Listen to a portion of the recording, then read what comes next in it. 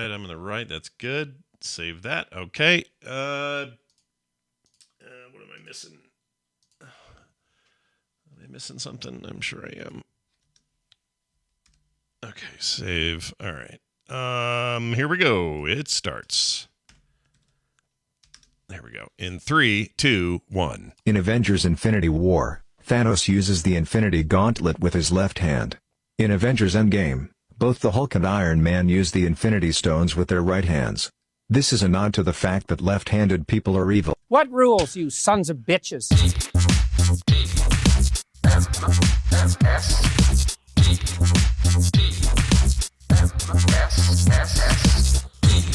The Morning Stream. Oh, yeah, that's quite a story.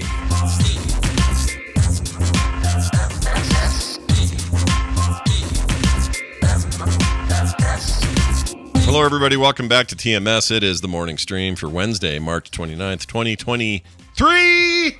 I'm Scott Johnson. That's Brian Ibbott, and he is in Las Vegas. I am deep in the pit of Las Vegas. Yeah. Currently staying in the North Tower of the Plaza Hotel, which I've never stayed in. We've always been in the South Tower for all of the different TMS Vegases, but North Tower's nice. Is North, remind me, which side was the pizza place on? Was that North or South? Pizza place is South. Okay. So North Tower is right by the Hash House A Go-Go. Gotcha. All right. I guess I've been in both. In 2019, I think I was in the North you Tower. were in the North? Yeah. And it was kind of a pain because the pool and everything. Well, maybe you could access from both towers. I can't remember.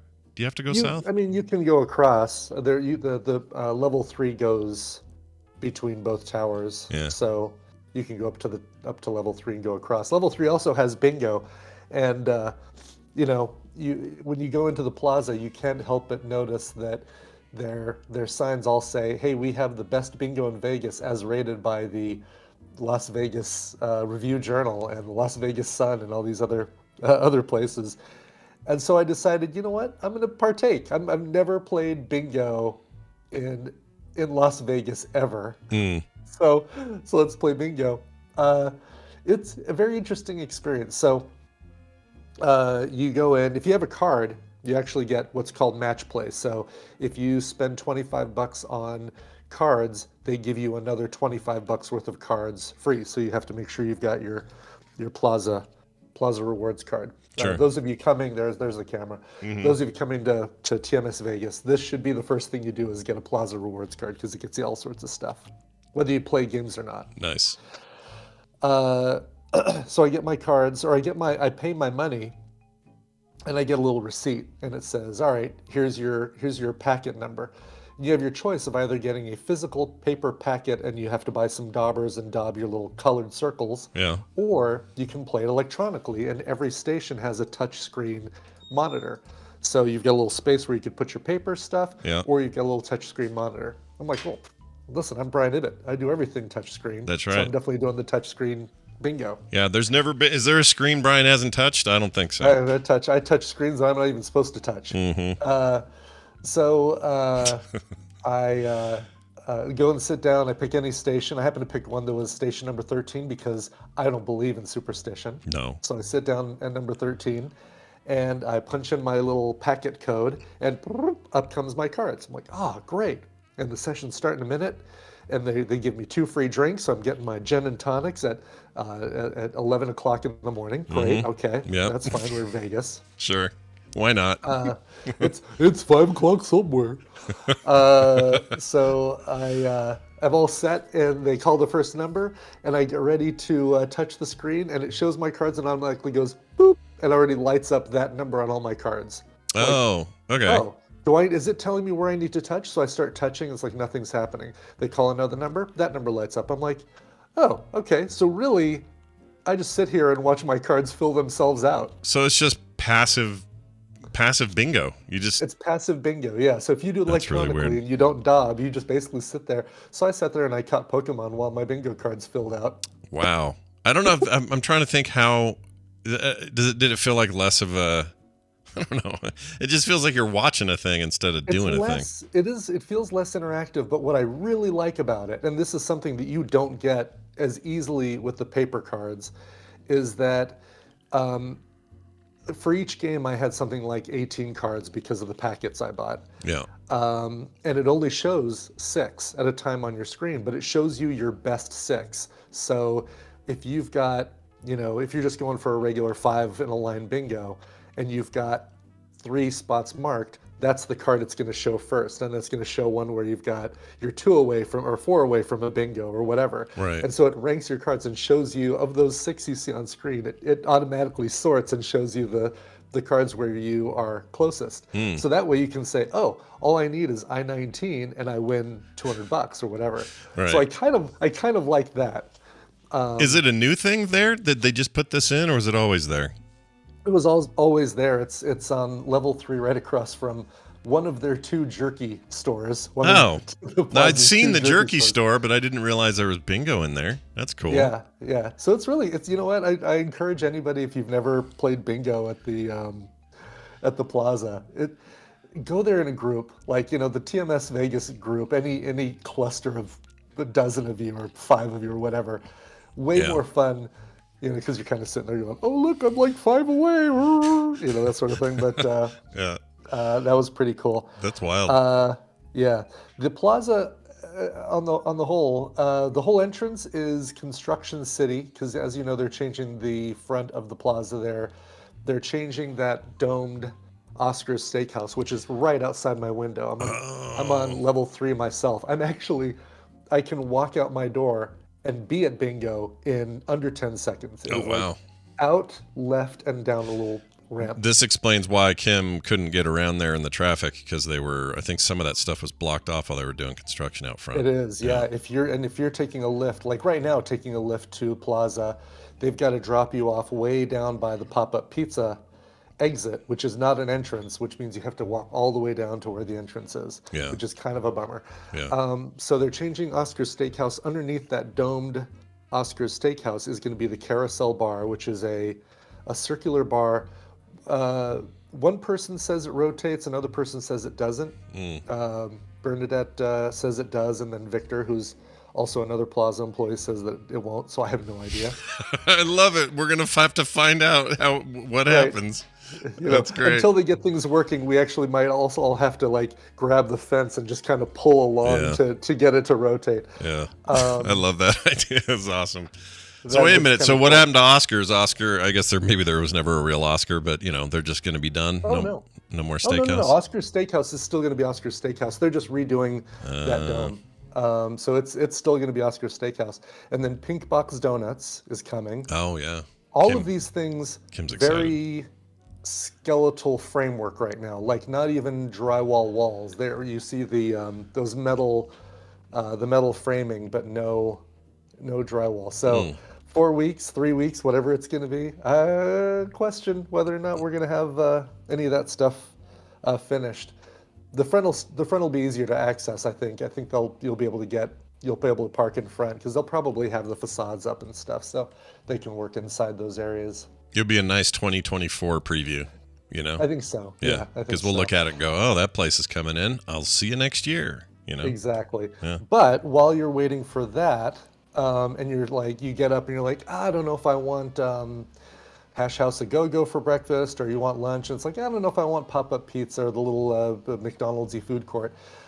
There's a new dining hall in Fremont, the Fremont Hotel, which is just down Fremont Street, 2 blocks. Yeah. And it's got a Dunkin' Donuts, a Shake Shack, but then a few like unique restaurants. There's a place called Roli Roti or Roti Roli or something like that, and it's got really good sandwiches and sides like fried plantains and stuff like that. It looks really, really good. Bakery market. What else? There's a few things in there, like a ramen place, I think, or a noodle place. Yeah. So this is the one that says Huey Magoo's Tomo. Huey Magoo's Chicken. Yep. Okay, I'm gonna pull this up so people can see it. Check the picture. This is in our Discord, but this is this looks awesome. And this is in the Fremont Hotel. It's in the Fremont Hotel, which is just down, like I said, 2 blocks on the left side when you walk out from the plaza. So down Fremont Street. So you're there in 5 minutes. There's no way I'm not getting a Huey Magoo's. I'm going. I know. Those chicken strips look awesome. I think I might go there for a pre-flight dinner. before I head to the airport. Plus that name, man. The name something more fun to say than Huey Magoo's right now. There's nothing. Huey Magoo's. Yeah. So there's that. Also, the plaza has added stadium gaming. So you remember that section? They really had no idea what to do with it. And it's when you're in the casino area and you've got the table games and then you've got that bar. Yeah. To the left of that, there was this open space that it looked like they didn't know what to do with. I think there might have been a band there at one point. Yeah. A live band. I wondered about that. I never asked, but I even asked you even. But I remember thinking, this is a weird little corner that no one's using. It is, yeah. Well, now they're using it for what's called stadium gaming. And a few other casinos have had this for quite a while, and I'm really glad to see it added here. So it's a bunch of little pods. You sit at your own little pod, a little video screen in front of you, and then get more touch screens. Sweet. Perfect. And then in front of all of these pods are a roulette wheel, a Pop-O-Matic Trouble craps thing, the little glass dome with bouncing dice in it. Yeah. What looks like a blackjack table, what looks like I don't know what else, a Wheel of Fortune kind of looking thing. And you sit at your pod and you basically say, oh, I want to play craps. And you can be sitting there with your friend who I don't like craps, I like blackjack. You're sitting right next to them, hanging out, chit-chatting. You're playing craps, they're playing blackjack or whatever. And so it's kind of a way to hang out and play the games you want to play without having to be in two different parts of the casino. It's actually really cool. There you go, Chad. I'm putting it up as well, and you can see this. This looks like, it reminds me of that little corner of the MGM, even though that had arcade stuff, but it has this similar vibe of that corner also does have stadium gaming right by that Dance Dance Revolution that you and I were on and stuff like that. So that they have that at the MGM Grand too. Here's the thing that's really cool. So I sat there and I played craps there for about an hour while I was waiting to meet James and Svet. Actually, while I was waiting to meet Katie Talmo, who I had drinks with yesterday. She's awesome. Nice.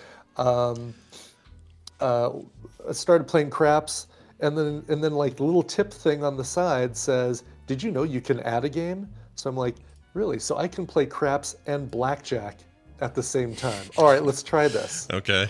So I added. It was basically like kind of like that new what's the new thing on iOS? Maybe that's called Center Stage, where you've got all of your open apps to the left. Oh, that is Center Stage. Yeah. Center Stage. Okay. Yeah. So that's what this was kind of like. So I'm basically like, craps. Oh, I rolled an 8. Great, 8 is the point. All right, let me put out a come bet and then this, and then I tap that over there for blackjack, and then that screen goes big, and it's like, okay, deal. Ooh, let me hit that. All right, click back to craps, and basically I'm like juggling two games, at the same time. Sure. They're both actively playing, and then trying to drink while I do this, and trying. They're bringing me free drinks, so it's like, oh, okay. Yeah. From playing those, I started with 50, and I left that area with $184. Not bad. $134.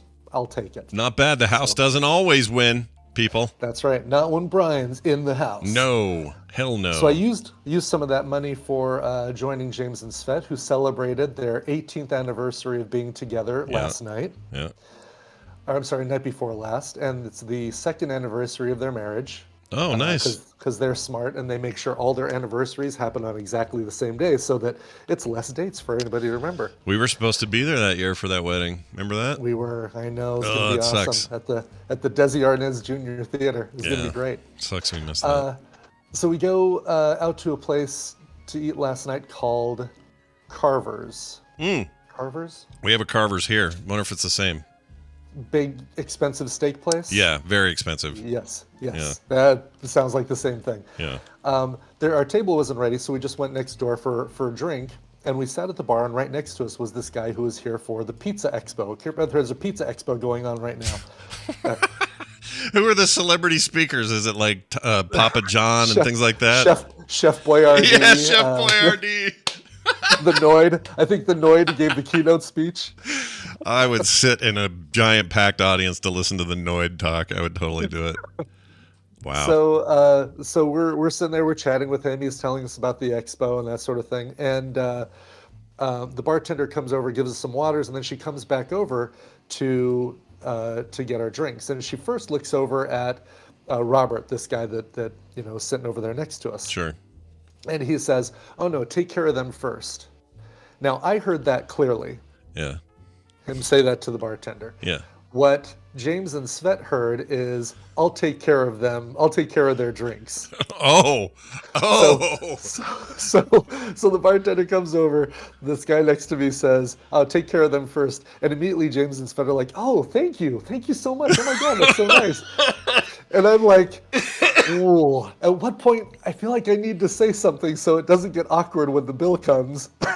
Yeah, no matter what, you're in the territory of awkward now. It's just a matter of when do you tell them? How do you break the news? Exactly. Yeah. I don't want to embarrass anybody. I don't want to embarrass Robert. I certainly don't want to embarrass James and Svet. No. So I just kind of let it go, and then when the bill comes, I say, "You know what? Let me take care of this," and I give him my card, and I alleviate the entire situation by saying, "I got this." You did. That was a deft way to do it, except it was you paying. But then, of course, you won a little money, so you know. I won a little money. It was worth it. Yeah. And as we're walking out of the bar, Svet says something like, "It was really nice of you, Brian, but that guy, he should have jumped in and offered to pay the tab because he said he would." And I said, "Well, actually." Oh. Dang. What did they say to that? They probably were like, "Shit, we didn't." They laughed their heads off. We laughed about that all through dinner, all through that very expensive dinner that I was so, not really drunk, but I had spent the entire, I ate lunch at noon. Yeah. Went to the new Bacon Nation. Oh, All Bacon Nation. Look at restaurant. this photo while you're telling me about that. Look at this chat. Yeah. Ooh, look Oh, at that this. thing. That's their French toast box. So it's a box of bread, Yeah. cooked French toast style, filled with bacon, bananas, like caramelized bananas, and then topped with a peanut butter mousse and some whipped cream. And I basically just, Good Lord. sugar coma from that. I really wanted to come back to the room and just sleep for a couple hours after I ate that. Look how thick that is, though. Man. It's a box, yeah. I mean, it's not one thick piece of bread. It is a hollow box. I don't know how they do it, if they assemble it differently but I'll be honest, it was good. Yeah. But it wasn't great. Oh. It was Uh-oh. really sweet. I was hoping for more savory with the bacon, a little bit more balance. Yeah. But the whole thing was just really sweet and sugary. Nobody tell Zoe. Zoe? Yeah. Yeah, that's all right. They have a menu full of stuff. They have a savory French toast thing that I wouldn't mind going back and trying at some point. Nice. Like French toast with cheese and sausage and stuff inside it, which is all right, that sounds freaking So awesome. the Carvers dinner, you guys started at 11:45 at night or something. It was 9 o'clock here, so 10 o'clock your time when I texted you. So from the time I had lunch at noon, Yeah. and played craps and played bingo and played and then went to a bar with Katie Talmo, and then went to another bar with James and Svet, and then went and had drinks before our table was ready. And had drinks at the Sand Dollar when we were talking to them about the location. By that point, I had a lot of drinks. I wasn't drunk, as evidenced by the way I ran through that hallway. No, clearly not. In a completely sober fashion. Sure.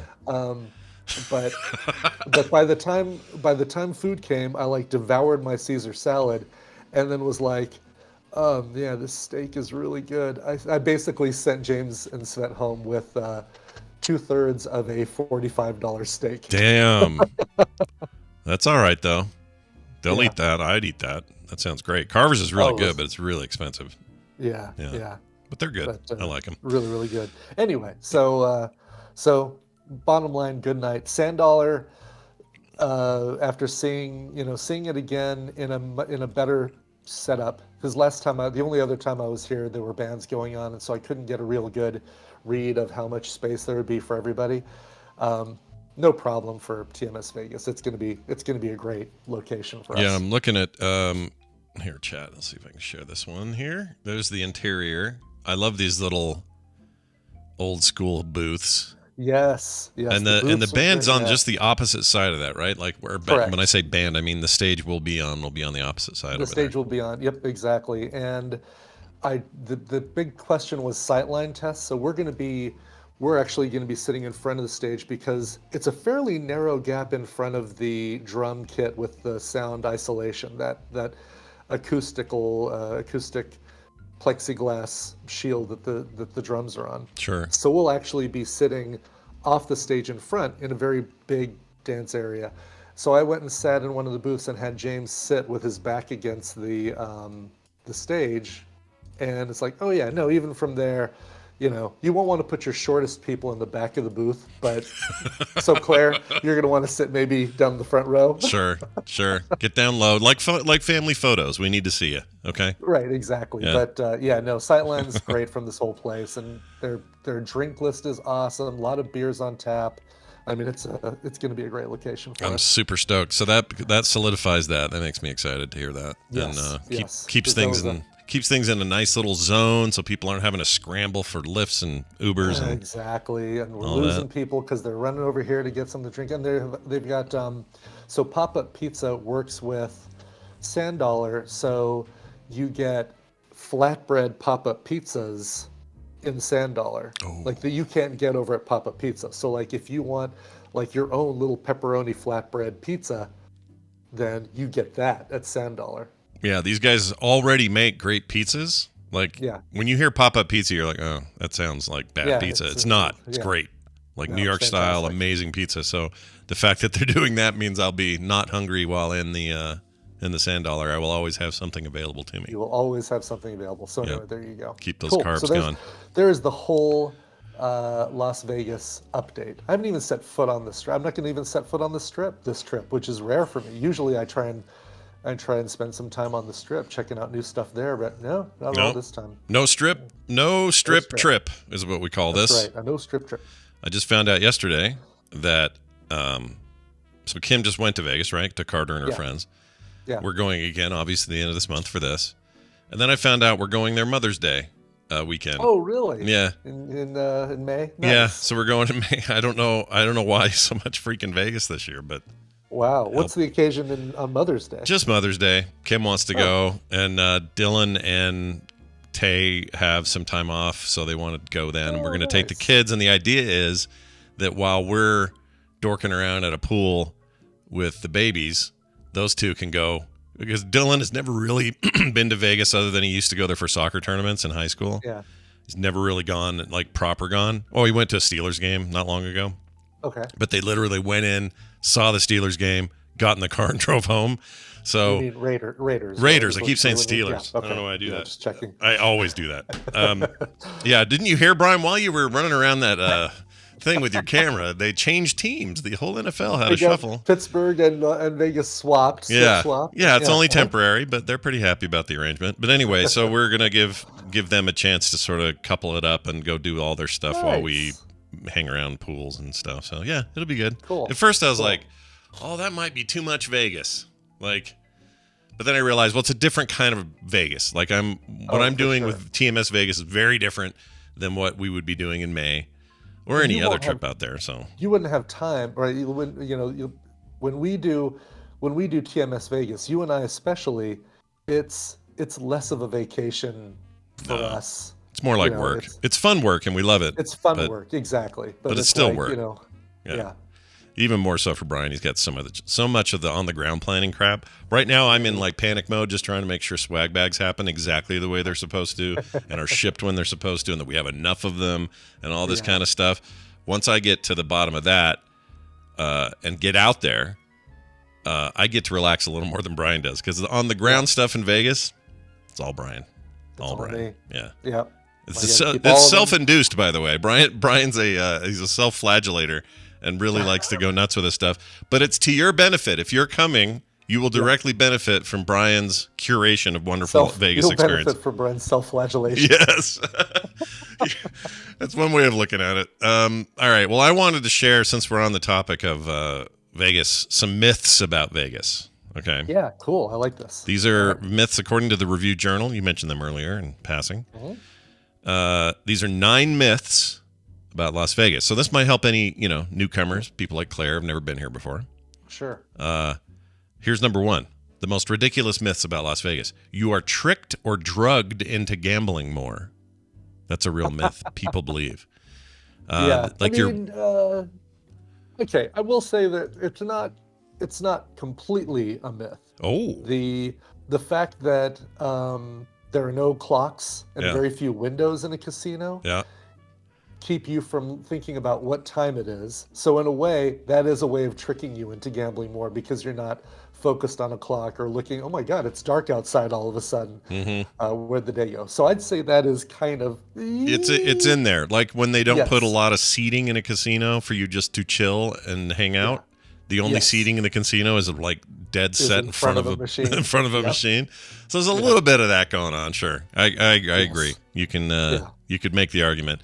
Here's one: people only visit to gamble. It's not true. It's conventions, visit family, lots of reasons. Great restaurants. Like I can easily come to Vegas and never put a coin in a slot machine or roll a die on a table. Like I could easily just come here for a show, some dinner, pool time, totally. Looking some numbers here back in 2015. Well, I guess it would have been the previous year, 2014. There were 22,000 conventions held in Las Vegas, Nevada. Yeah. That's including a lot. The pizza convention. Yes. Yeah. Yep. That is a real thing. Actually, the week we're there, I think. Oh, who is it that's there? It might be Bethesda's doing their Elder Scrolls Online event, kind of their BlizzCon sort of ish. Yeah. Anyway, there's always something, and sometimes it's not always the AVN Awards and CES. Sometimes they're not those. There's there's plenty of other things there. Right. Another myth. All right, the games are all fixed and you're never going to win. That's a myth. Brian won. Yeah, I mean it's every game has a house edge.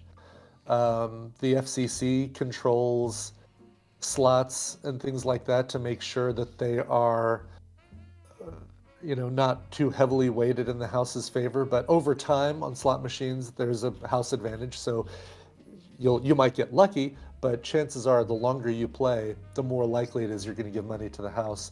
And your table games, there's knowledge and skill involved, but obviously it's all based on chance, and it's again all based on a house advantage. Sure. Blackjack, if you play by the blackjack rules, which includes surrender on a 16, stuff like that, it's the lowest house advantage at like 0.5%. So that is low. 49.75% of the time you'll win, 50.25% of the time the house will win.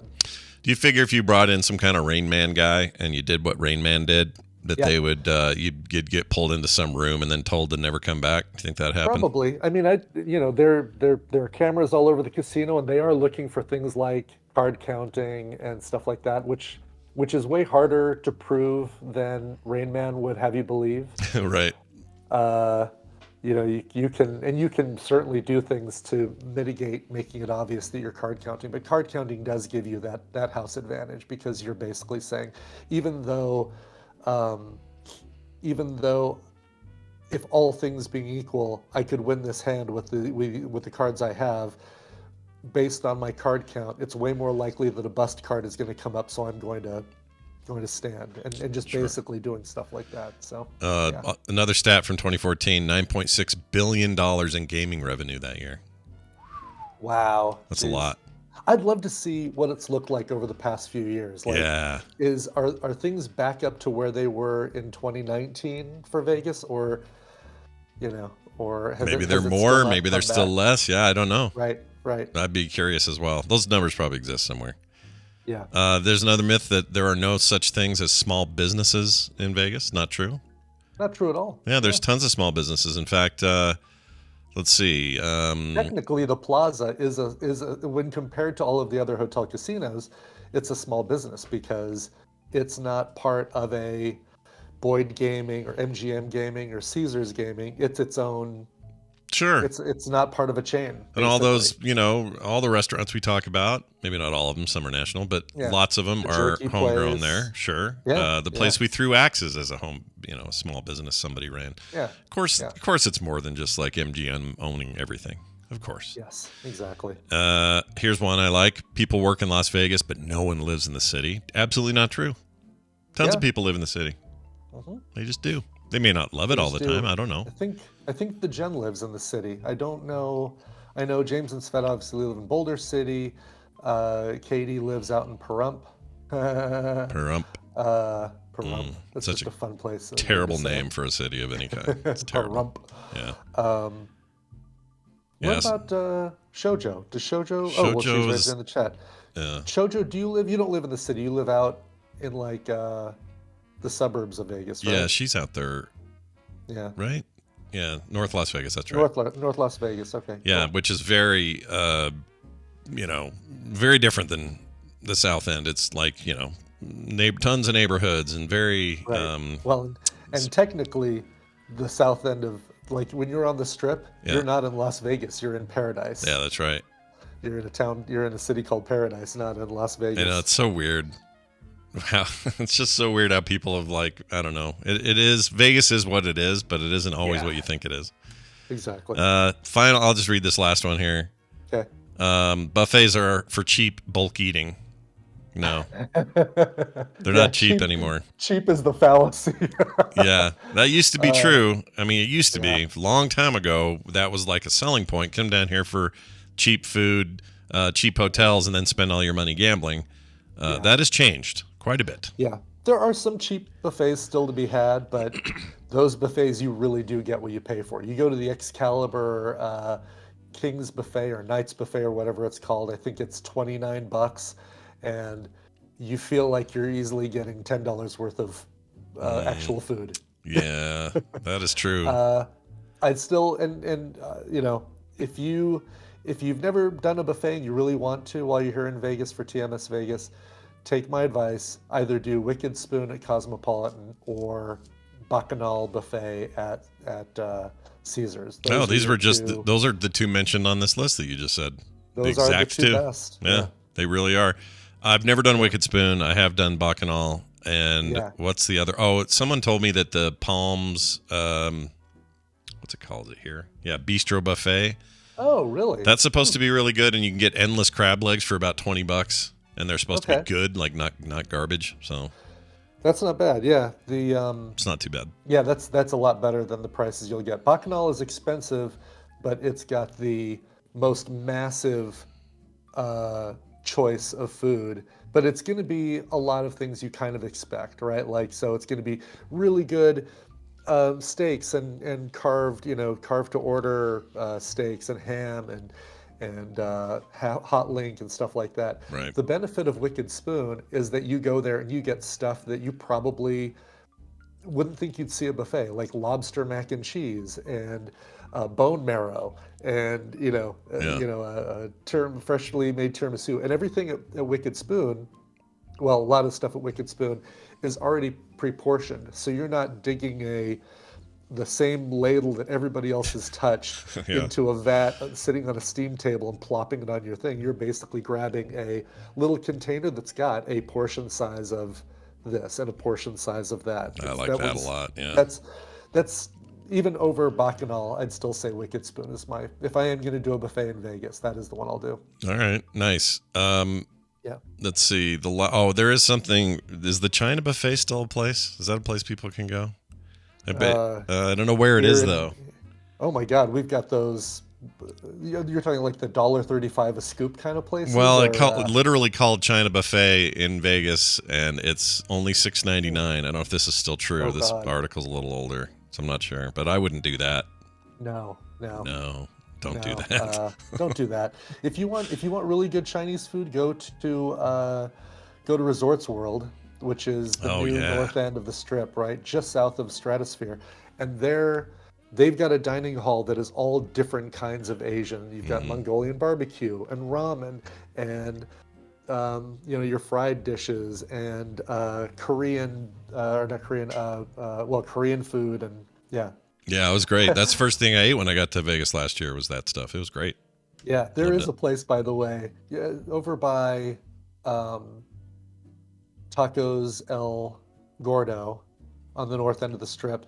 Just in that same strip area, there is an all-you-can-eat Korean barbecue with massive kimchi, like flashing Vegas light kimchi in big lights above the door. Oh, I might have to. So all you can eat. I just don't know if I trust it, but Yeah, like I need some.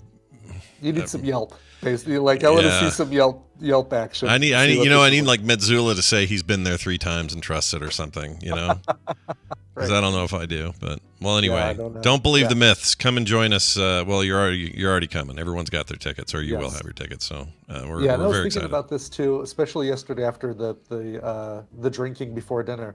But if you've never been to Vegas before, in all things, pace yourself. Like in your spending, in your drinking, in your eating, in your planning for running around, all that sort of thing. Don't feel like you've got to do everything in one day. Don't drink everything in one day. Don't, basically say, all right, I'm here for 4 days for TMS Vegas, or I'm here for 5 days or whatever, and say, yeah, this will be a really light drinking day, or maybe I won't have as much to eat because I know I'll be going out for something bigger tomorrow. But yeah. Sure. Pace yourself, and drink lots of water. Well, we're not. It's not like we're there in the hot of the summer, but it doesn't matter. Always drink water. Doesn't matter. Yeah, it's dry. It's dry out there, 365 days a year. So. Yeah, and sometimes locusts come and they swarm the place. Yeah. The grasshopper, the great grasshoppering. Yeah, yes. That's all. I think that's only like once every 80 years or something, but still, exactly. Still, always be ready. Always be watchful. Be ready. All right, we're going to do a little bit of news, and then after that, we're going to do the whole Tom and Recommendals thing and all that. So here we go.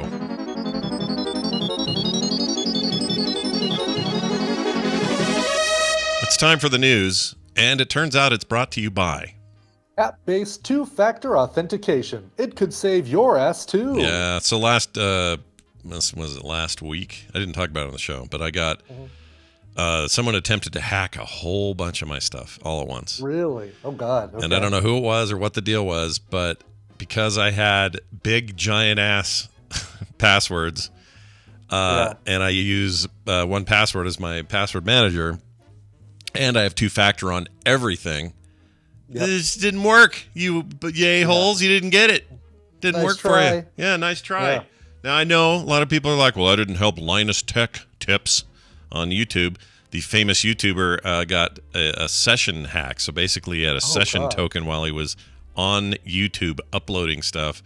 A hacker, I don't even know the details, somehow stole the session. Yeah. And then commandeered it, took everything down, deleted all his videos, like wrecked the place. Wow. Yeah. Oh my God. Wow. He got social engineered pretty hard, that guy. Jeez. Oh, poor guy. He'll be all right. He makes millions of dollars. He'll be fine. All right. Here's the story that I was going to read first. Firefighters have discovered a missing plumber. He was asleep in a crawl space under a California home the whole time. I know, right? The plumber is coming from inside the house. It says here, a missing plumber has sparked a rescue by Los Angeles firefighters. Fell asleep in a home's crawl space, according to California officials. A worried homeowner called for help when the 50-year-old plumber did not return for 3 hours after entering the 2,100 square foot home into that crawl space there on Saturday, March 25th. The home was built in 1958 and had a 3-foot high crawl space beneath it. Everyone had that back then. Remember those? Wow, yes, totally. I only ever had a basement growing up, but oh no, my once in a while house has a crawl space, and you could not. I don't do tight spaces like that. Yeah, and me neither. There is no paying me to crawl under there with the spiders and the darkness and that sort of thing. Do we know that this was for sure this was a crawl space and not a warp zone? Now that you say it, the article doesn't specify. So it's unfortunate. We'll never know for sure. Yeah, I think he was just bypassing to level 4, the water level. Yeah, he was just trying to. You need to know where to jump and what timing and all that to do it. But he knew. He knew what to do. Yeah. It says, using special equipment for confined space rescues, firefighters spotted the plumber inside the crawl space. When they cut holes in the floor and chainsaws to rescue him, he was sleeping. He woke up and crawled out on his own. He was uninjured. I don't think I could sleep in there. Maybe there's a thing for some people where the closed, cramped space is helps lull you to sleep or something, makes you nappy. No, I couldn't do it. Did it say how long he was there? 3 hours. 3 hours in there. Okay. All right. Well, it's not. It was not like a day or 2 days, like that. No, I know. It's like 3 hours. Okay. Oh, there it is. Yeah, 3 hours. Yeah, a 3 hour nap. Yeah, it's like not that. enough. It's not enough. No. Then the big fat guy fell asleep, and then the cops came and cut him out before he had to eat. See, I did the whole song. I got the whole thing done. Well done. Yeah. Nice. Tire. Oh, okay, so this has been going on like crazy. I sent it to Brian because he owns a jeez. Kia, so this is something that everybody's seen by now, but I wanted to talk about it. The tire shoots off a truck and flips a car on the Los Angeles freeway. If you haven't seen the video, you're missing out. The people in the car were fine, walked away injuryless. Amazing. What does that tell you? Does that says something about your Kia Soul, I think. It does, yeah. Oh, now maybe that box isn't so bad, is it? That nice boxy car, box on wheels. I guess they were already high. I was doing a little bit of digging. They were already highly rated for their roll cage and all Crash this rating? stuff. Really? Yeah. And so, but a lot of people are like, "This is AI generated. It's not real. This is CG." Oh, jeez, Louise. No, it was Seriously? real. It happened. Yeah.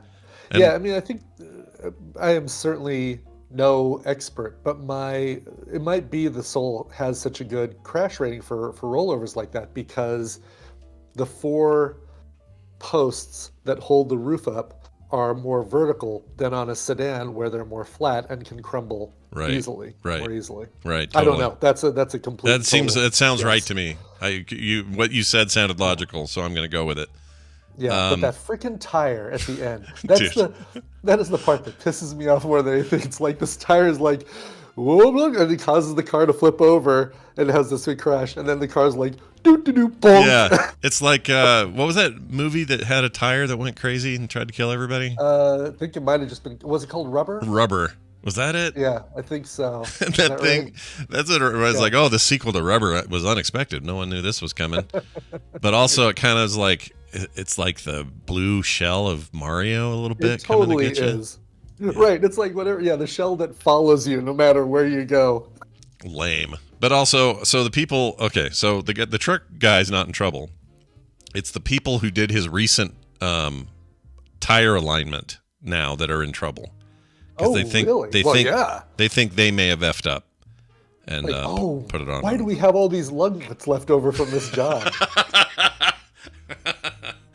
And by the way, it's all great and funny now because no one was seriously hurt, and that's the important thing. Yeah. They were able to walk away. Minor injuries like scratches, bumps, that kind of stuff. Insane. That makes me feel so good about the Kia Soul. Yeah, you're never going to have... Look, Brian, even if this tire squirted out like a freaking bar of soap in the men's shower and hit you right there without you knowing, you're going to be fine. Right. You're going to be good. Fine. And your passenger, what are they going to do? They're going to go, you know what? You'll do like the movie Crash, and you'll end up doing it. That's what you'll do. Oh God, let's hope not. Yeah, isn't that how that went? What was the deal with that movie? I didn't see that. I saw the other Crash. I didn't see that crash. Oh yeah, there's like 3 crashes, and I always forget which one's what. Yeah. The Academy Award winning, questionably Academy Award winning crash. Oh yeah, it was controversial still, I think, to this day, right? People aren't sure it should have won. Look at what else? What was didn't Shawshank and not Pulp Fiction? What were there were 2 other No, ones that year it was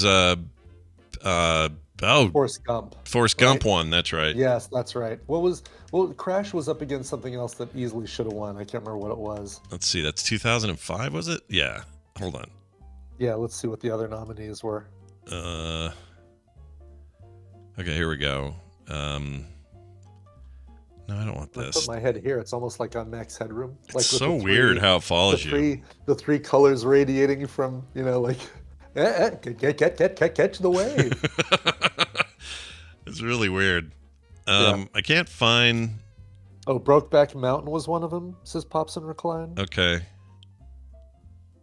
Oh, okay, here's an article saying, is it truly the worst picture ever made?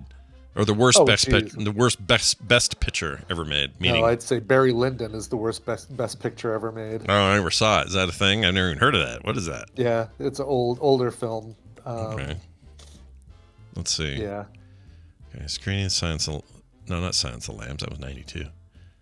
I can't. Oh, Munich was one. Good Night and Good Luck. Amazing movie. And then Brokeback Mountain. You're right, and it still won.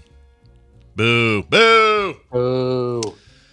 Well, congratulations to them all these years later. Okay, we're going to take a break here, and when we come back, Tom Merritt will be joining us, and we'll hang out with him for a little bit, do a little bit of tech time now that he's back from his whirlwind vacation in Hawaii.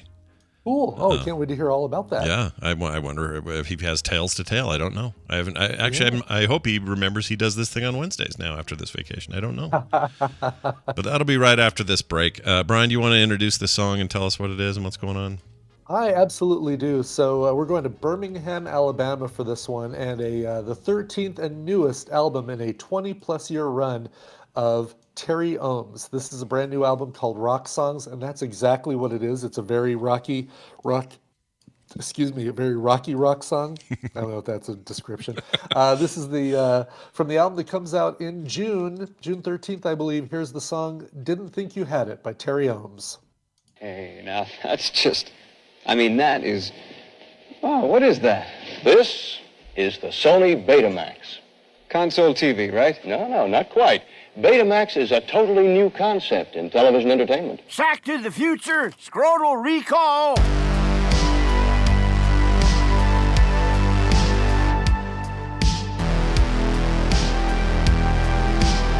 The Morning Stream. Monkey Wannabe. All right, we returned. Who was that band again?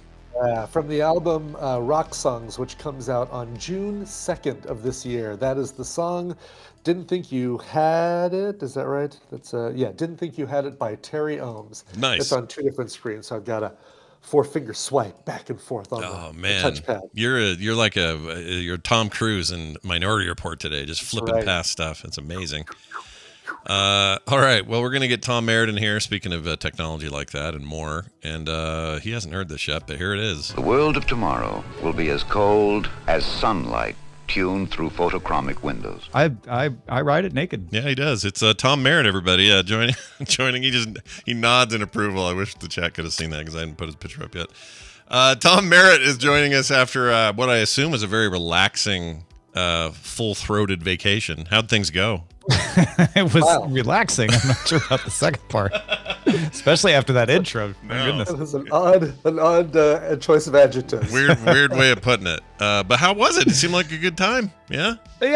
No, it was great. I talked a little about this on Good Day Internet and on Cord Killers both, but the bandwidth is amazing in Hawaii. I'm so excited. Oh wow. The telling moment was we were streaming a live concert.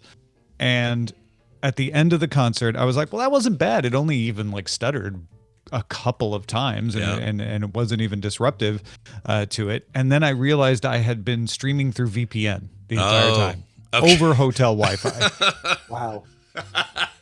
Oh, wow. Well, look, when in Hawaii, do as the Hawaiians do and have confusing internet, but good bandwidth. All right. Yeah, that's what I always say. It was great. There was nothing confusing about it. I was the one who was like, wait, I left my VPN on for the streaming, which is good. You should do that, right? Yeah, you absolutely should. Well, last Wednesday, we kind of forgot that you were going out of town, and so we even tried to call you, and I went, oh, yeah, right, he's in Hawaii, and then I resented you all I was asleep, yeah. Then there was resentment about you having a nice, relaxing time. It's 6 a.m. in Hawaii right now. Oh, my gosh. Are you jet-lagged from the experience? Not too bad. Yeah, it was a little bit on Sunday, but I've definitely recovered since then. Oh, that makes me happy. Well, that means you're probably... Now I made you mad, I made you happy. It's a roller coaster. Yeah, we're back to normal now. So, did you? How deep have you had to get back into tech news since you've been home? I assume there's stuff. I've done 2 episodes of Daily Tech News Show and started a Mastodon account for DTNS. So yeah, I'm totally back at the side. Wow, look at that. All right. Well, what's going on today? What are we having? We have this open letter. Have you seen this? From something called the Future of Life Institute, asking for a 6-month moratorium, 6-month pause on developing any kind of more powerful AI. This is something that I think is getting misinterpreted in the headlines. I didn't realize this until I started digging into it, so it's certainly understandable. They're not calling for a pause on development of current AI. They're not asking for you to shut down ChatGPT for 6 months or stop improving GPT-4. What they're saying is, look, these things are getting so good and they're going to have so many implications that we don't understand. Let's pause any development of the next versions for 6 months and figure out what the guardrails should be. Should there be any kind of voluntary standards? Should there be ethics boards? Should there be government regulation?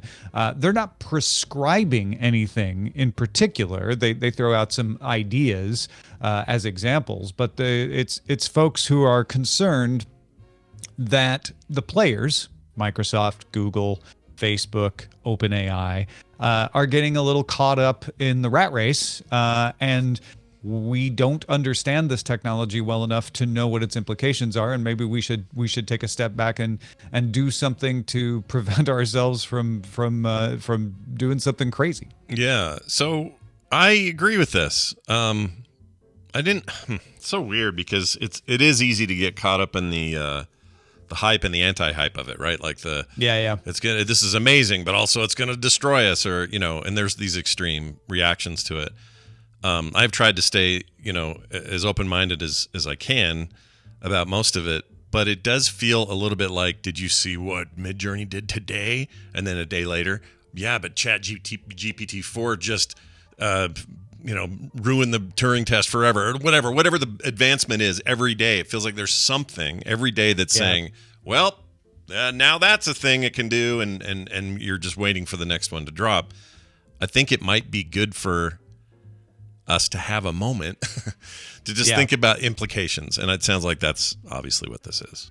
Yeah, so. My first reaction when I saw this was, I don't really think that's going to work. Nobody's going to stop working on their stuff for 6 months. And honestly, what we've got now isn't that dangerous. Yeah, it's surprising, like you say, and it's always something you're like, ooh, it does that, it does this. That's interesting. Once I read it closer, I'm like, oh, they're saying hold off on GPT-5, and if this helps you wrap your head around it, Sam Altman, the CEO of OpenAI, one of the co-founders of OpenAI, told the Wall Street Journal this morning, like, we haven't started working on GPT-5 yet. He's like, they're kind of preaching to the choir with this. So there is an aspect of a little bit of an emotional war going on to this. The signatories do not include anyone from OpenAI. Facebook's head of AI has said, I don't agree with the premise of this. So I don't know if this was the best way to go about what I think is a reasonable thing to do, which is to just kind of throw this out there in the face of the people that need to hear it most. Although maybe that's what you have to do if those people wouldn't come around behind the scenes to sign something like this. You may have to go put it out in public, but a lot of attention is being paid to the fourth name. Was it fourth name? Maybe it's the third name. Let me just take a look. No, it's the third name. The third name on the list of signatories is Elon Musk. And Elon Musk helped found. He was one of like 7 people who founded OpenAI. So when you see people talking about the company Elon Musk founded, he helped. He wasn't necessarily the most active in the founding of OpenAI, but he was there at the beginning. He left in 2018. They said publicly because of a conflict of interest. He was going to be developing AI for Tesla and didn't think it was reasonable for him to be advising OpenAI while competing with them. Right. That seemed reasonable and probably is partly true. It has also been reported by Semaphore that Musk tried to take over OpenAI, and the other co-founders were like, not so much. We don't want you running the show, and that's why he left. Either way, he's been on a campaign for the past several months slagging OpenAI in public. So there's a little bit of that behind this letter too. Again, not that I disagree with any of the principles of the letter, but there's a lot of we're on this side, they're on that side. Like there's a spat going on in the AI community about this. What's interesting is this reminds me, for me, it's interesting. I don't know if anyone else finds it interesting, but there's a parallel to 90s gaming. Hear me out on this one. In the 90s, we started to crescendo into the possibility of much more realistic. I mean, by today's standards, not even close. But then things like Mortal Kombat and other games that portrayed violent acts and whatnot were looking very photorealistic suddenly. There's blood in this game. This isn't just, my Atari 2600 anymore. And the industry was faced with a real question of, this is happening so fast. Again, there's a parallel there. This is happening so fast. Do we want governments to regulate us, or should we really make an effort to regulate ourselves? Self-regulate. Sure. And that's what they did. They ended up, they still got scrutinized. They still had hearings. All those things still happened. But they implemented a rating system that still stands today, and the ESRB is a thing, and it held, and it stuck, and it works. And it was a way for them to not have just governments pop in and say, well, here's how we're going to do it, because that can get so messy and so complicated. This feels a little bit like maybe they could do that. Get out ahead of it and control that so that the ethical problems and issues or potentials, be the smartest about them, be the most ready for them, be the body that governs itself, so that you're not being told by 1,000 governments how they want you to do it. I would be more confident in that, and I'm not saying that won't happen. I would be more confident in that if this was members of OpenAI, Google, Facebook, DeepMind, Google's DeepMind, et cetera, rather than all the people who aren't in those companies. To that point, there are a few engineers from Google and Meta who have signed this. So it's not entirely bereft of that, but you're not getting the leaders. You're not getting the folks who are in charge of the other side. And again, like I said, maybe you need this outside pressure to bring them to the table to create their version of the ESRB for AI. But I do think it's important to raise this issue because we don't know what these things are good for and what their implications are. And we're very familiar with how that works out when you just unleash it on the public regarding social networks.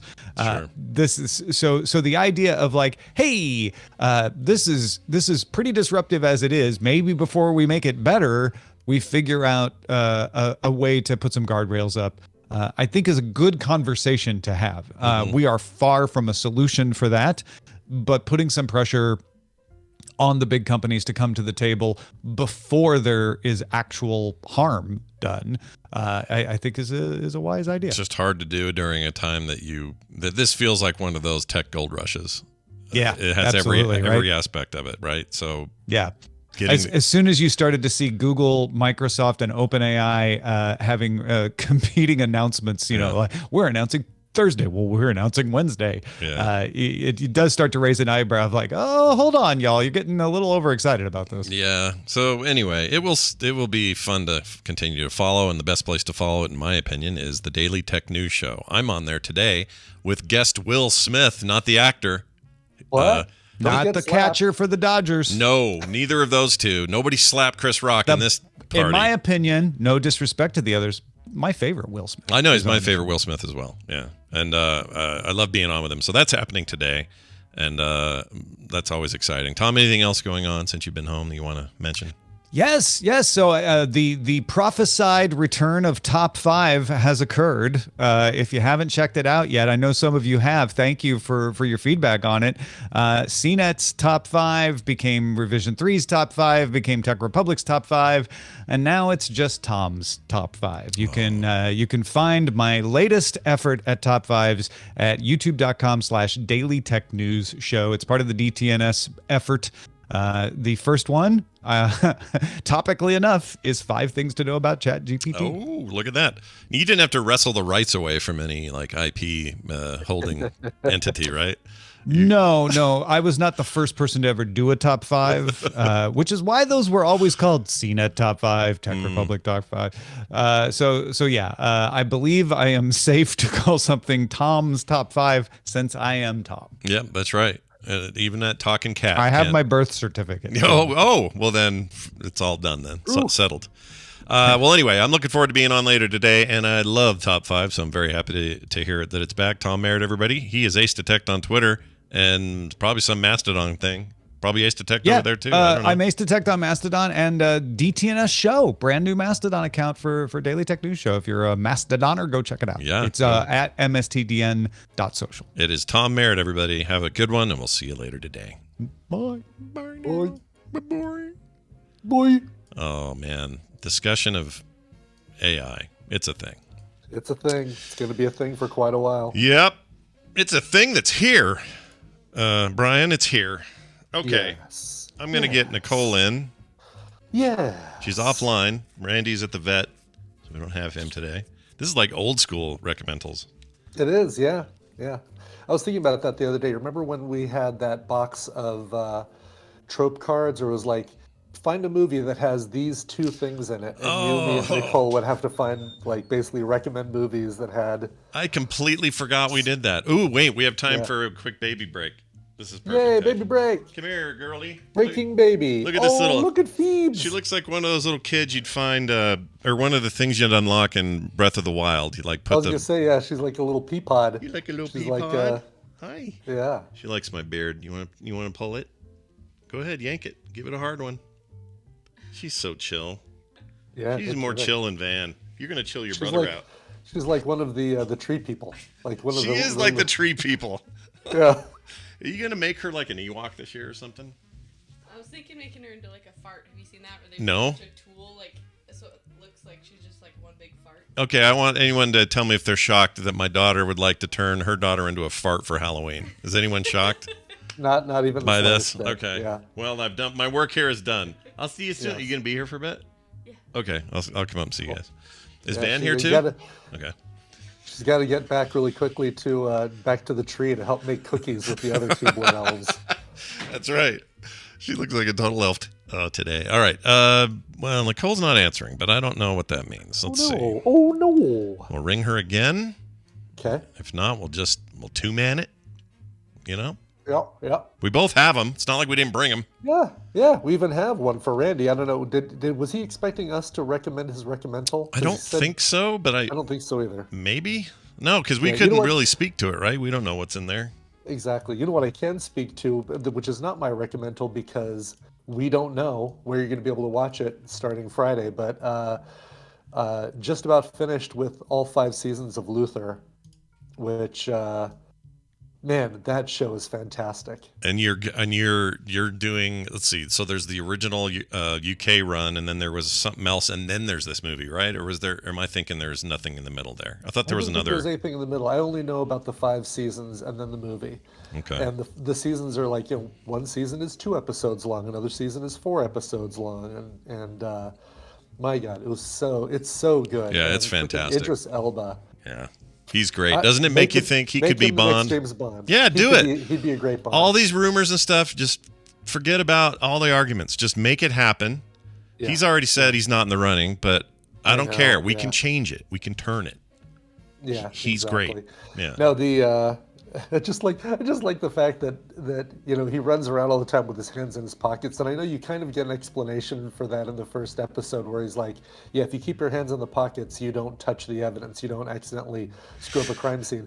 But there's so many times that he's like, chasing somebody down the stairs, chasing a suspected serial killer down the stairs, and he's got his hands in his pocket. He's just I don't know if I feel like that's a Idris Elba thing or a character thing, but it's great. I love it. Well, I'm glad you like that. I loved it too. And also I saw him in that Beast thing where he fights a tiger in Africa. Yeah.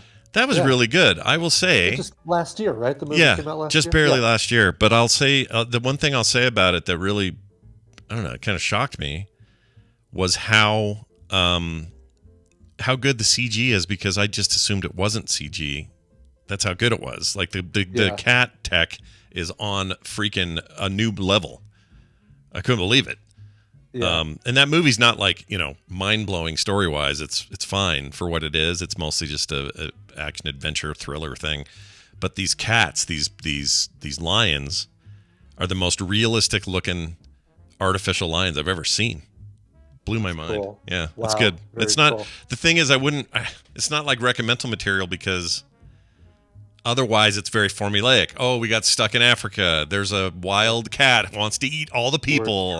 We're trapped in the car. Yep. Yeah. His kids are in danger. Now he must act, whatever. It's good, though. Copley or whatever his name is in that. Charlton Copley or Copley, yeah. He's cool. Very good. So I guess this is a recommendation. All right. Well, no Nicole today. It looks like she's something must have come up. We're going to play this here. Well, what do you recommend? We're going to do our Recommendals all by our lonesome here. And we're going to start with Brian. Brian, you got a clip here? You want to introduce it? This is a new show that's on a new streaming service, different from the streaming service that the show was originally on. But the show has a new name and a new direction, and I love it. All right. And that's the setup. Here we go. You don't mind me asking, how's this working out for you? You miss being a cop? I do standard PI stuff. Sneak and peek, missing errors. Whatever you could find out about my family. Surveillance, consulting. Take this. I'm paying you to conduct an investigation. Just to be clear, I don't work for you. Understood. Is that all you did? Switch to another search engine? Yeah, it's called Google. I have no choice but to declare a mistrial. Rogers hired a hitman, shot me twice, and left me for dead. What I really want is to personally hunt him down and end him. I'm so sorry. I just wonder what went wrong for Rogers to get off. It's not over yet. We have to nail this guy, Harry. Yeah, we do. But we do it my way this time. Your way. Courts, due process, justice system. Your way didn't work. No, it didn't. Okay, your way. Okay. Yeah. Ooh. That is, you should recognize the voice of Titus Welliver as a character that he just has completely become for me, Harry Bosch. Hieronymus Bosch, short Harry Bosch. And if you watch the Bosch series on Amazon Prime, which follows the book series, the Black Rain or something like that, I think was the first one.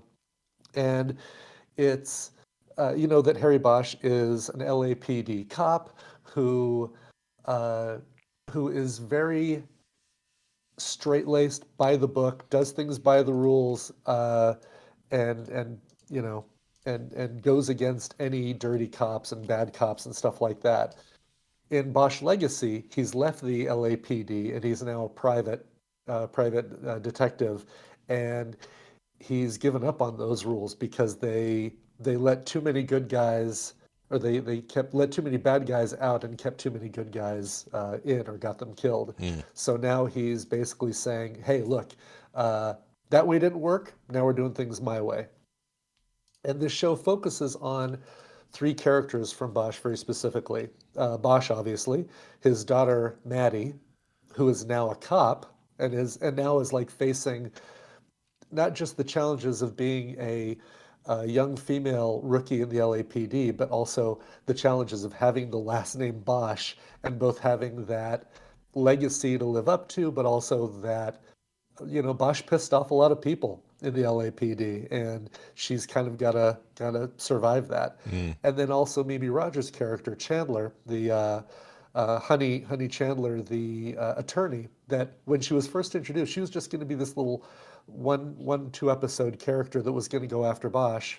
She's become a great ally to him over all the seasons of the original Bosch TV show. And at the end of that run, she gets shot at by a hitman, or tried to be killed by a hitman.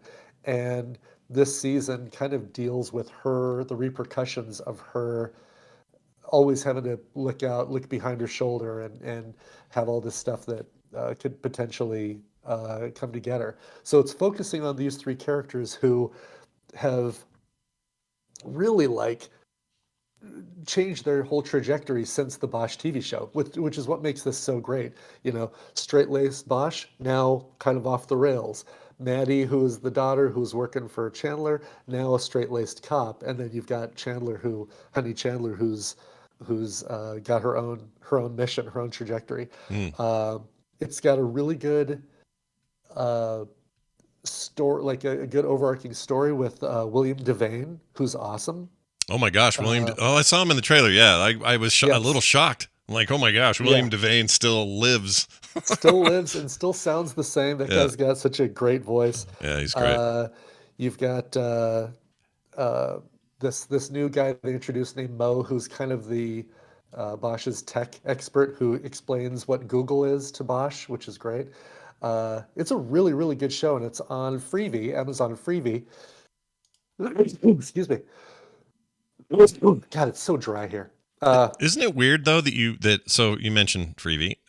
Yeah. Amazon, formerly IMDb TV, but still an Amazon joint.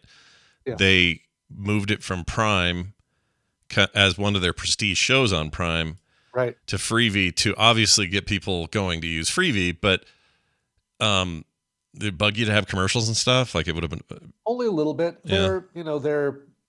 You only get one or maybe 2 or 3 commercial breaks per episode, and they're much shorter than the barrage of 8 commercials you get on things like Tubi. I don't know how it works with you with the Brave browser, right? That cuts out all. Yeah, the Brave browser, or actually any browser that you're running a ad blocker in, just works on Tubi. Just doesn't give you commercials at all. So I wonder how that works for Freevee as well. But I think that one still forces them through, but maybe there's a different tech involved. I don't know. I'm not sure. Yeah, you know what? It's still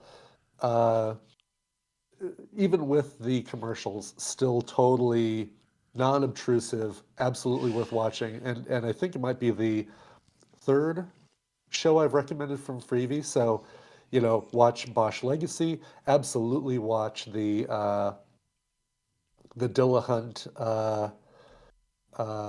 gets out of prison because of COVID thing. That comedy is hilarious, and it's 1 season. It wraps itself up beautifully. That's so good. Nice.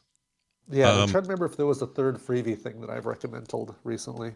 You did. I remember the Dillahunt thing, but I can't remember if there's anything else. But I think it's good that they're filling that thing out. It's kind of like their way of competing with Paramount and Peacock, where they have limited ads, and it's fine. Nicole joining us late. Nicole, hi, Nicole. How are you? Hi, fine. Usually, if I miss the call, I can actually just join you. Yeah. But for whatever reason, it didn't.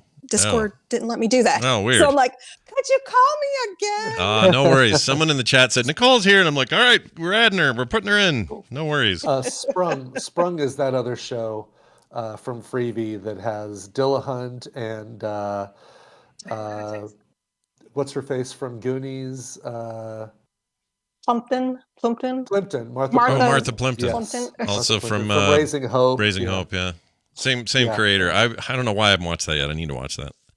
That is such a great show. One of my favorite Recommendals from last year, and Greg Garcia. So those 2 things, Bosch Legacy, Sprung, it'll make Freevee worth it. Go check out Freevee, everyone. Check out Freevee. Amazon's dumb name for a new thing. All right, Nicole, let's go straight to Nicole here. We got a clip for Nicole, and any setup here before I hit play.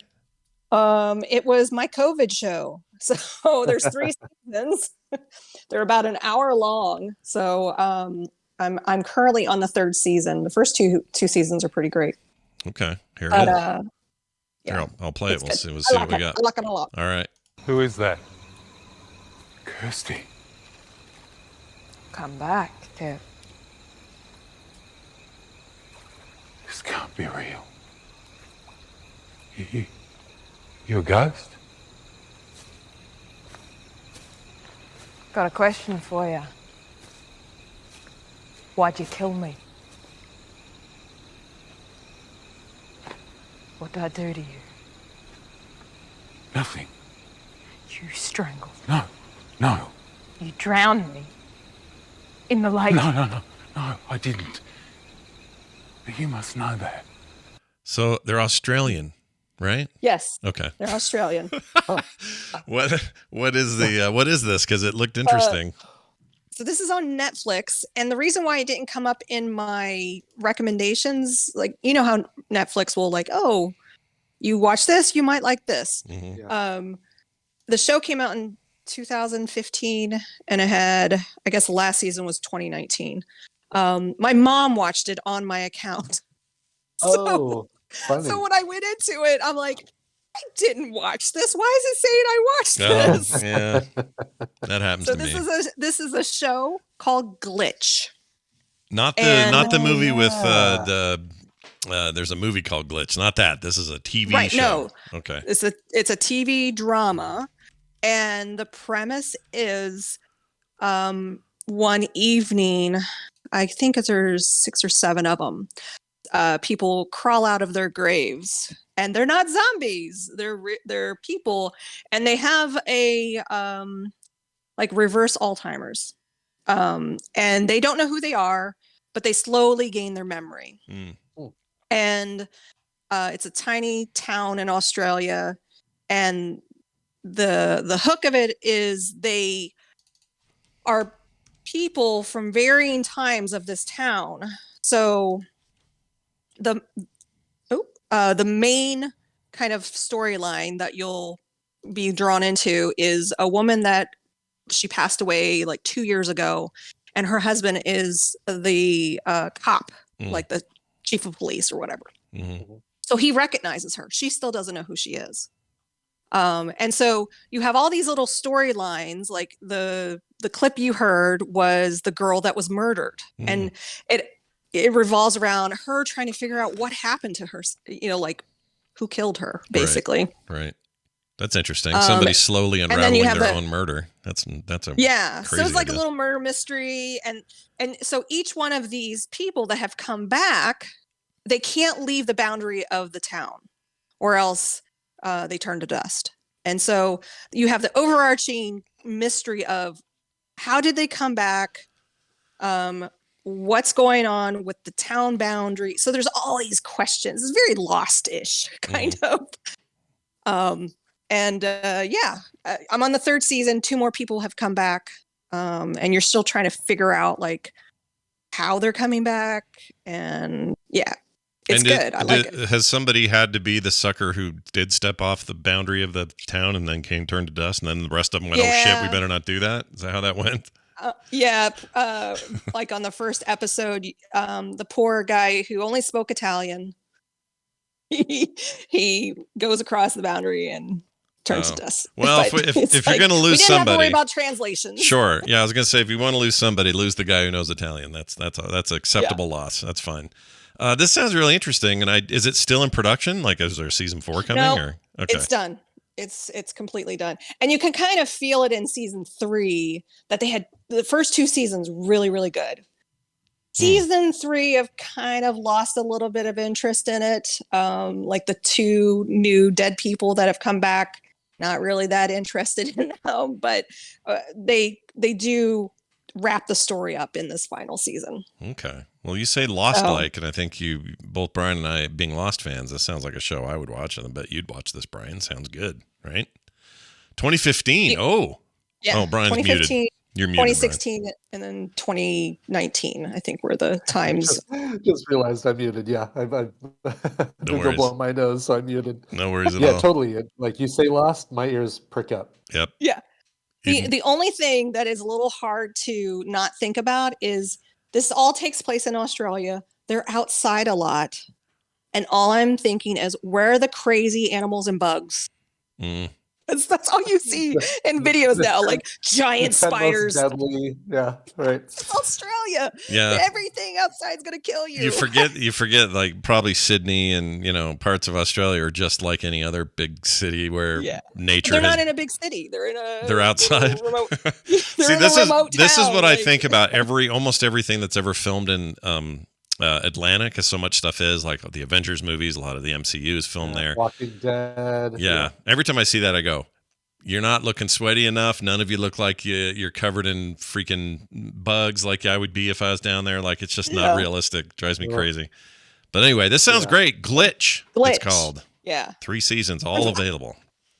I think the name is a little unfortunate because when you say glitch, I think computers, and there's movies out there that kind of deal with that. But yeah, it's a glitch in the universe that these people have come back from the dead, and the ramifications for that and the stories around each one of the characters. I liked it. Even that year, same year, 2015, the year the show was being made, there was a movie called Glitch.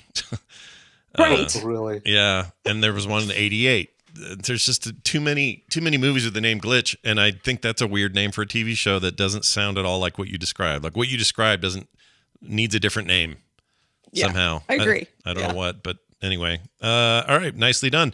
Here's mine. It is comes to you in the form of a documentary series about a thing that I find endlessly fascinating. And I'll play it and then I'll talk about it. It's hard for outsiders to understand the isolated life of members of the Branch Davidian cult. The cult's compound is located on 77 acres east of Waco, Texas. Its leader, David Koresh, claims he is Christ. He was a scum as a human being. He was a con man. He had complete control over the members inside. All right. This is called Waco, American Apocalypse. And it's got a ridiculously over-the-top name for what is mostly a pretty good documentary. So the series is the thing that is notable about it, I think, is it is not the first to try to document what happened in Waco, Texas back in the early 90s and that entire event. There's also a dramatic television show with Taylor Kitsch playing David Koresh that is very good. Highly recommend it. Right. And they're doing a sequel series that's about the aftermath of it for one of the police guys played by my brain. I can't think of his name all of a sudden. We all love him. He's in everything. We love him, and I can't think of his name. Anyway. Giancarlo Esposito. We like him, but that ain't him. I can't think of his name. He was in the fish, what the Sound of Water, or whatever the hell that was, where the fish did it with the lady. What's his name? Yeah. He played the bad guy in that. Oh, what is wrong with me? I cannot think of it. Oh, yes, I know who you're talking about. You guys know who I mean. He's in everything. Yes. He was in the. I gotta look it up. Michael Shannon. Michael Shannon, yeah. Zod, come on. Zod! Oh, my Lord. I can't believe I didn't think of Zod. Anyway, he was in the TV. Thing. Yeah, that's a very different thing. But he was in that Waco show, and he's very, very good in it. And a few other people would recognize. Anyway, the point is, this documentary, how it differentiates itself is it has a bunch of interviews and footage that have never been seen. And it isn't like one of those things where they tease you with unseen footage and then it's like two seconds or something. It's not like that. It's like legitimately a lot of stuff no one's heard or seen, phone calls to and from the compound during the siege, very specific details regarding why the tank went in there and ran over their cars for no reason. This thing is an equal opportunity offender in that it is really hardcore on the facts against the Branch Davidians, specifically David Koresh and his bullshit, but also really, really bad actors on the side of the government, making rash decisions and calls they shouldn't have made when they made them. So they're not holding back on any of it. This doesn't have an agenda. It's really just like here's the phone call that no one's heard before. And you hear this phone call and go, oh my freaking gosh. And there's one lady who they interview who got out, and there's a whole story of why she got out before the place burned. She's still totally in on it. She thinks David Koresh was the greatest martyr of all time. 100% behind it all, loves it, never questioned any of it, to this day doesn't, like completely effed.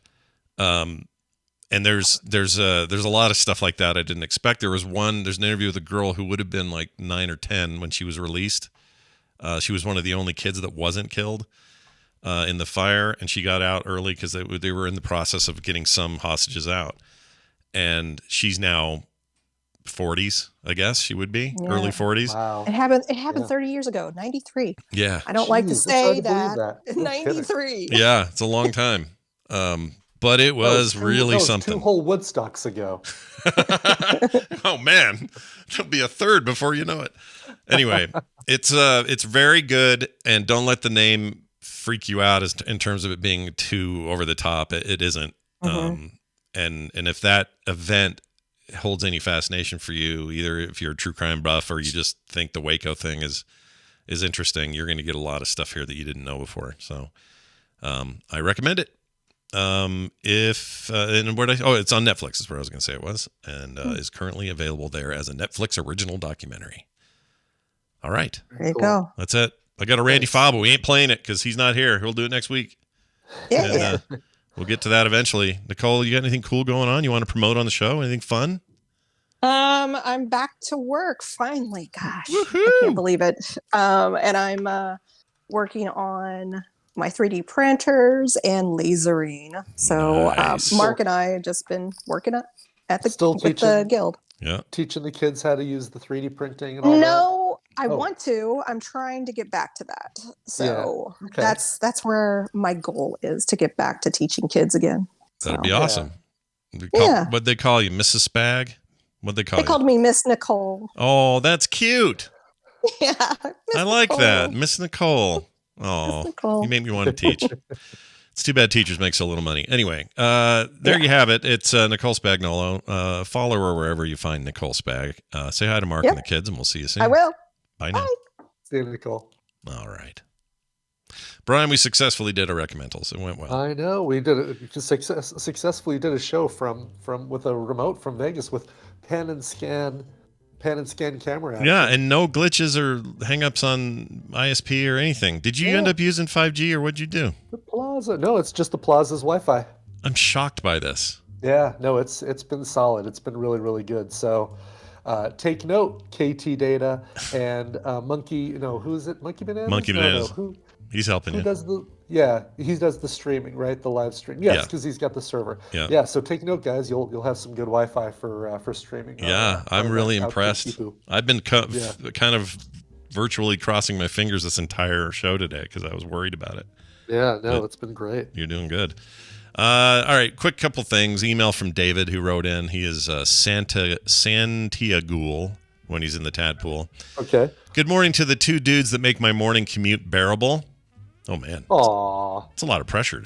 That is a lot of pressure. Yeah, exactly. I hope today's was bearable. Anyway, I came across this theory about the song Africa by Toto. The singer is in Africa because he is hoping to find some long forgotten words or ancient melodies. So why is he hunting up ancient folklore? He is seeking to, quote, cure what's deep inside / frightened of this thing that I have become, unquote. Obviously, the singer is a werewolf. Thanks for all keeping me sane, David.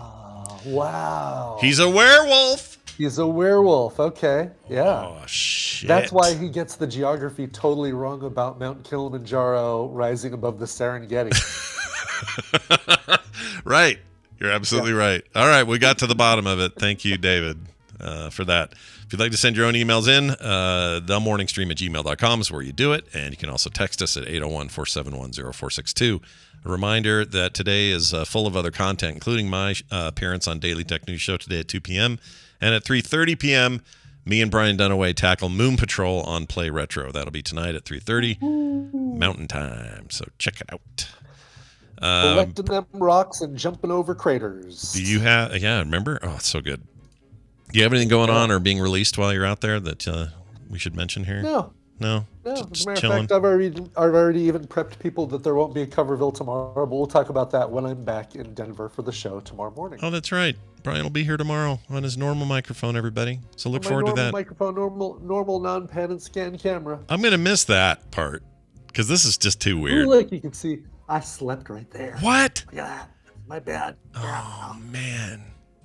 Turn it on tonight and just live stream the whole event. Or maybe not. Don't do that. I'm gonna go back to sleep because I don't know when we're meeting at Zula for lunch, but the place we were planning on going is closed. So Oh, shit. might have to pick something else. Yeah. Are you going to, so wait, you fly out tomorrow or today? Tonight? I fly out tonight, 7 p.m. Oh, that's not so bad. I get back at about 11 o'clock tonight, Denver time. It's not too bad. 10 o'clock. Yeah. 10 o'clock. You're just getting started then. You'll be fine. Oh, piece of cake. Yeah, exactly. I got a whole day to explore and have fun in this damn town. That's right. Well, just don't touch any guardrails or something. I don't know. Just whatever warning you want. Yeah, don't touch your face. Speaking of which, I got an itch right here. Okay, I'm good now.